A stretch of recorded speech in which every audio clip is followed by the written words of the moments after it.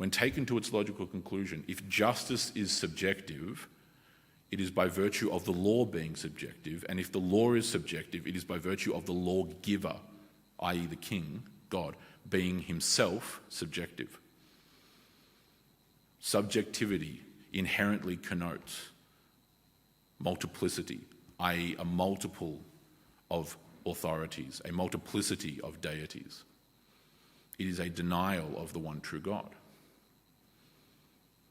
It is why Christians must, in the most emphatic and dogmatic of manners, utterly and totally and completely reject any concept of moral subjectivity. It is why any concept of, in the modern parlance, emphasis on modern, of tolerance must be vehemently denied.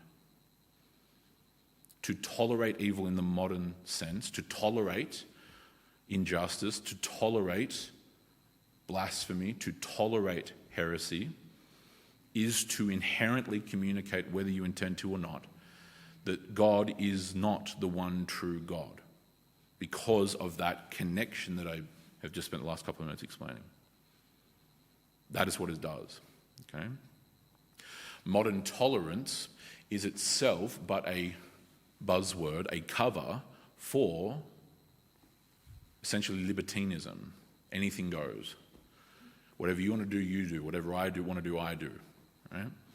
Within an ever-shifting, ever-changing, utterly indefinable paradigm or window of what is acceptable culturally in that moment. And you come to this time period and here is the window of what's acceptable. Then you fast forward 10 years and here's the window of what's acceptable. And then go forward 6 months and here's the window of what's acceptable, etc., etc. Constant flux, constantly adrift, like a vessel lost at sea without an anchor, caught like a kite in a hurricane, endlessly fluttering, with no anchor or mooring, nothing to actually ground it. Right? That is what the distortion of injustice through partiality does. And we live in the single most egregious time for the partiality of justice.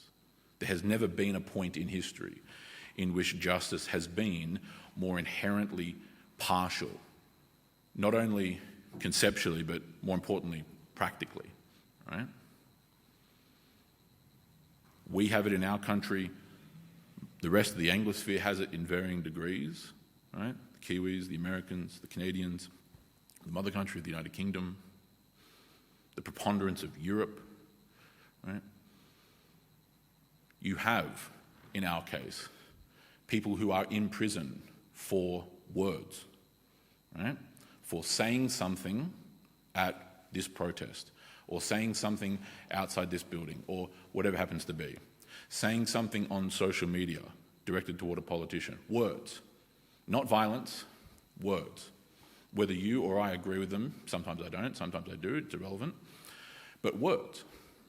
Who are in prison for a year or even longer, who are held in solitary confinement. And then you have other scenarios, like happens down in Melbourne, where you have machete crime rampant to the degree that you have to have bins for all the very nice machete wielders to hand in. You have scenarios like what happened a couple of years ago, where someone set off an incendiary device, a bomb in a convention centre at a protest, and was given community service, right? Who had 28 other bombs in their home and had material describing how they would bomb and kill their political opponents, who did not end up in prison. Why? Because that person was transgender. Right? I could be here listing 10,000 different examples and we could just sit here for hours and hours on end, right? That is the partiality of justice, right? In other words, the distortion, okay? Our entire system is riddled with it from root to stem to petal, okay?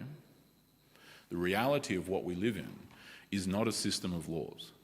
It is not a system of justice. It is not a system of judicial process, jurisprudence in the general sense, etc., etc. We live in a system that has been entirely resigned and consigned to the enforcement of political ideology and nothing more. If you are within the acceptable political ideological paradigm, you will be fine. If you are outside of that by this March, based on whichever is the predominating faction within that ideology, you are doomed. Why are we talking about this? Because these very words here are the safeguard against this. It is the fact that for generation after generation after generation of modern vintage, we have wholesale ignored these kinds of words.